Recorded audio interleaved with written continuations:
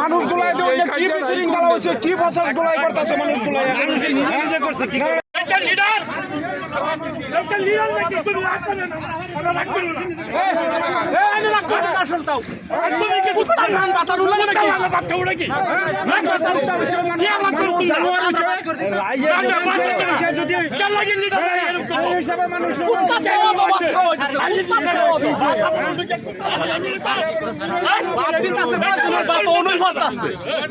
বাদ দিন